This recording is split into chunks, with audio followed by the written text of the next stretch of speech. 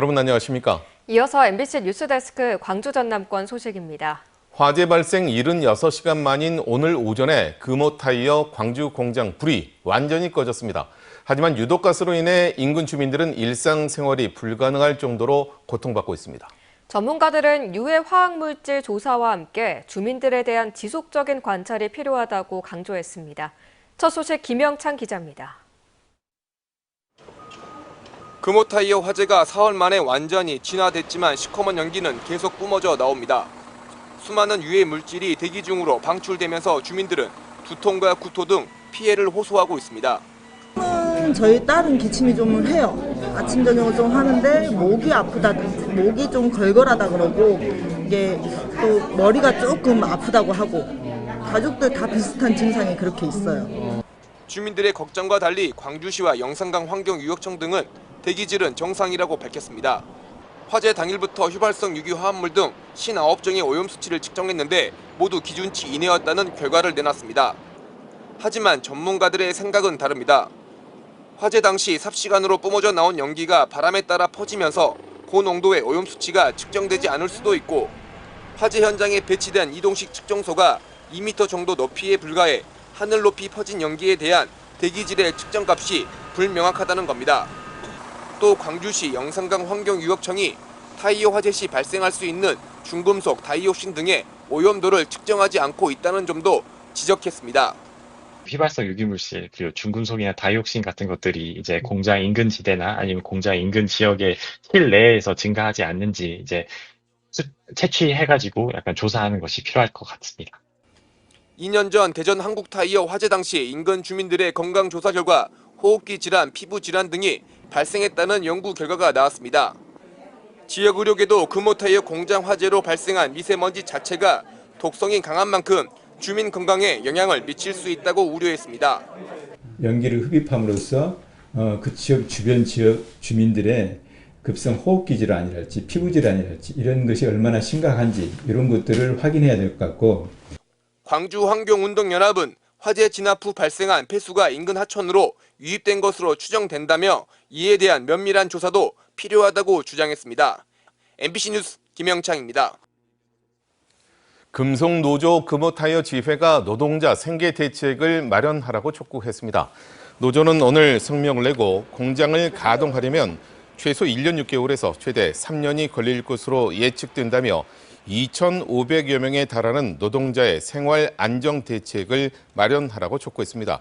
그러면서 불이 난 원인과 소방시설 작동 여부 등을 조사해 책임자를 강력히 처벌하라고 요구했습니다. 민주당 중앙선대위가 광주를 찾아 중도 보수세가 강한 지역을 집중 공략했습니다. 1박 2일 광주 일정을 소화한 개혁신당 이준석 후보는 자신이 중도 보수의 대안임을 강조했습니다. 이번 대선은 진영을 떠나서 중도 보수를 끌어안게 공을 들이고 있는 건데요. 주현정 기자가 현장을 다녀왔습니다. 광주는 진보 진영, 특히 민주당의 텃밭으로 분류됩니다. 하지만 지역의 보편적인 민심과 다소 차이를 보이는 곳이 있으니 남구 봉선동입니다. 고가의 공동주택 단지가 밀집해 있고 학군과 사교육시설이 몰려 있는데 중도 보수세가 비교적 강합니다. 2022년 대선 당시 윤석열은 봉선 2동에서 21.9%를 득표했습니다. 광주 평균치를 훨씬 웃돌았습니다. 특히 5투표소에서는 무려 39.1%를 얻었습니다. 민주당과 국민의힘 후보가 맞대결한 지난해 총선에서도 국민의힘 후보는 봉선 2동 제5투표소에서 지역구 평균 득표율보다 2배 많은 23%를 기록했습니다. 더불어민주당 중앙선대위가 직접 이 지역 공략에 나섰습니다. 아직 마음을 정하지 못했거나 언제든 마음을 바꿀 수 있는 성향의 유권자들을 만나 현장 민심을 들었습니다. 이제 행정과 입법의 권한을 어찌 보면 절대 권력을 갖게 되는데 종합적인 문화를 향유할 수 있는 그런 공간을 이재명 후보가 통합과 성장을 핵심 가치로 내세우고 있는 만큼 실용주의 중도 보수로서의 공약도 약속했습니다. 그러면서 단순한 정권 교체가 아니라 압도적인 지지를 바탕으로 한 정권 교체로 완전한 내란 종식에 힘을 모아달라고 호소했습니다. 만장일치로 파면을 결정한 상황이고 나라가 너무 어렵고 경제를 살리기 위해서 힘을 모아야 되는 상황이어서 안정적 승리를 위해서는 지난번에 얻었던 것보다는 표를 좀 더 주시면 좋겠다. 이준석 개혁신당 대선 후보도 연이틀 광주에 머물며 외연 확장을 꾀했습니다. 앞선 20대 대선 국민의힘 상임선대위원장으로서 주도했던 광주 복합쇼핑몰 건설 현장을 찾아 사업 성공 지원을 약속하는가 하면 대표적인 부동층 청년 표심을 겨냥하며 지역 대학가를 누볐습니다. 지역 언론과 만난 자리에서는 자신이 중도 보수의 대안임을 강조했습니다. 이런 미래 담론을 얘기하는 정치에 대해 가지고 상당한 지지를 보내고 있습니다.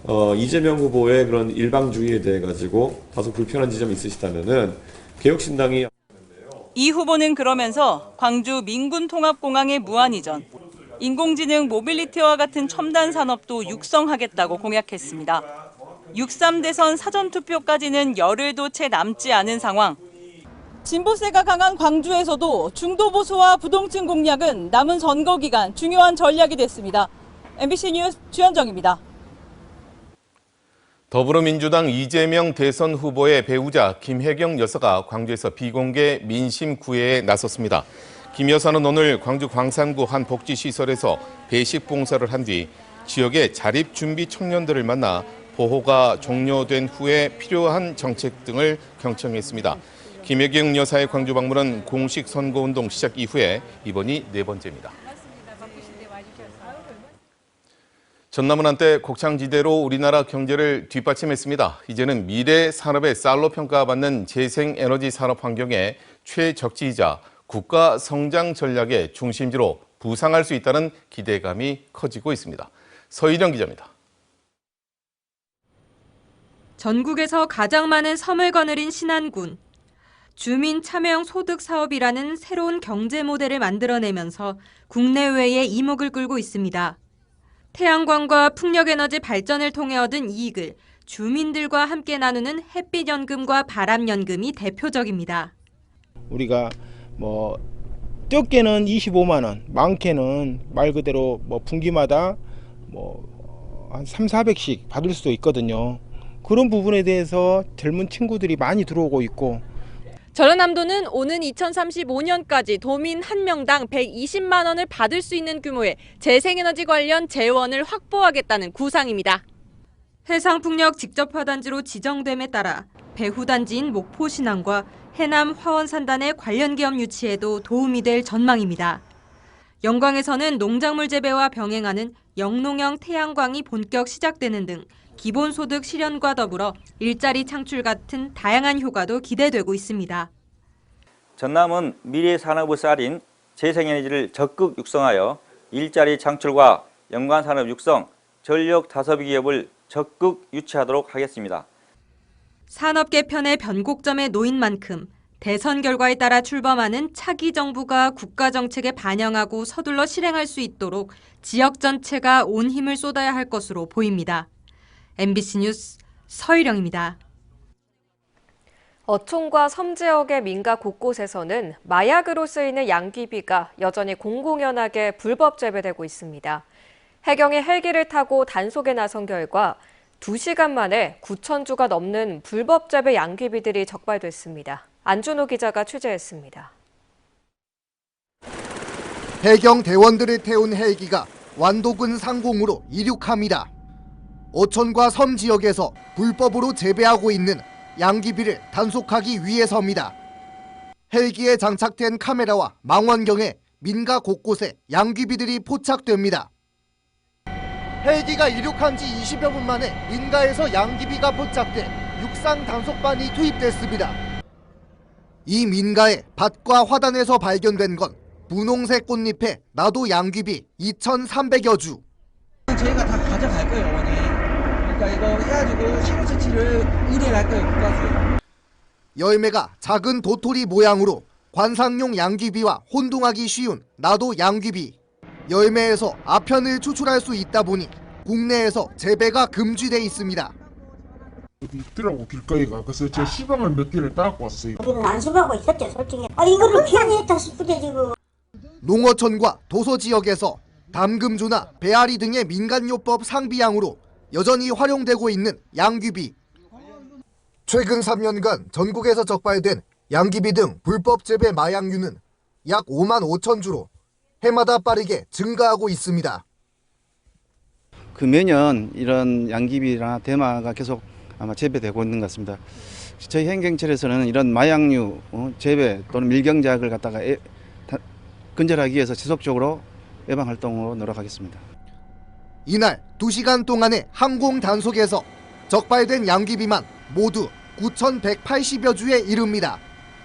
해경은 확보한 양귀비들의 마약류 성분 분석을 국과수에 의뢰하는 한편 재배자 3명을 대상으로 고의 밀경작 여부를 조사할 방침입니다. MBC 뉴스 안준호입니다. 몇 해 전 옛 전남도청 앞 상무관에 전시됐던 검은비라는 작품 기억하십니까? 검게 칠한 쌀로 추모비를 세워 5.18 희생자들을 애도한 작품인데요. 검은비의 작가가 쌀에 대한 사유를 새로운 작품에 담아 나주 정미소 미술관에서 선보이고 있습니다. 박소인 기자입니다.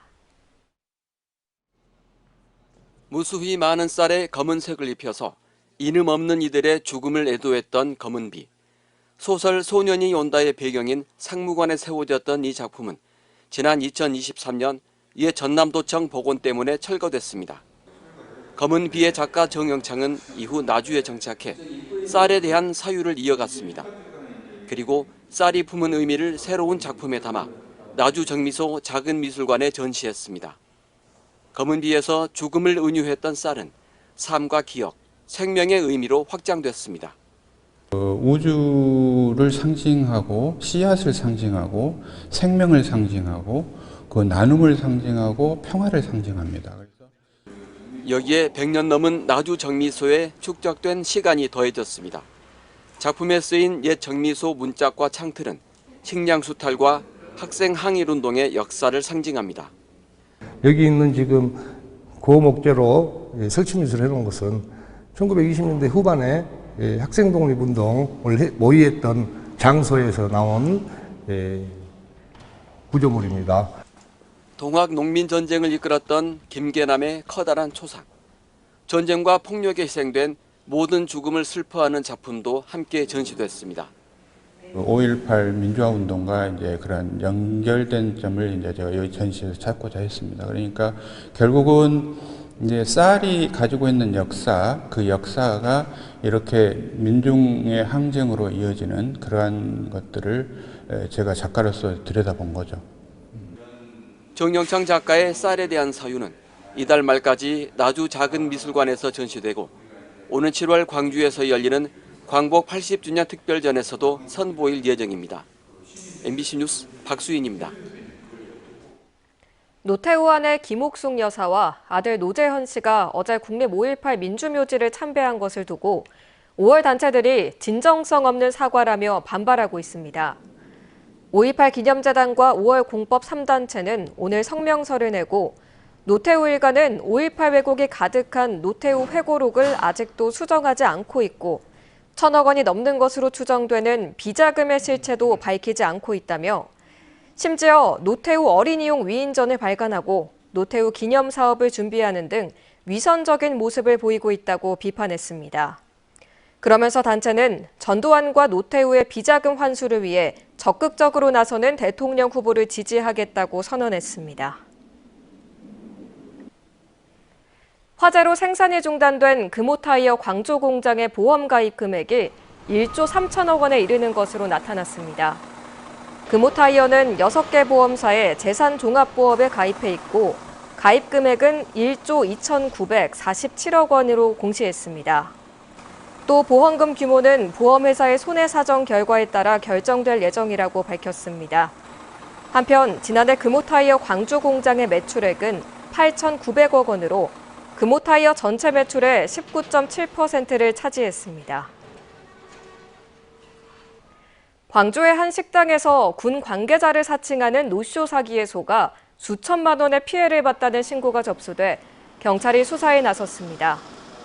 광주 북부경찰서에 따르면 지난달 4일 광주 북구의 한 식당에 31사단 관계자를 사칭한 인물이 도시락 60인분을 주문한 뒤 전투식량 대납을 요구해 사장이 6,500여만 원을 입금하자 잠적했다는 신고가 접수됐습니다. 경찰은 단체 주문을 하고 물품 대리 구매를 유도한 뒤 잠적하는 전형적인 노쇼 사기로 대리 구매를 요구하는 건 100% 사기라며 주의를 당부했습니다.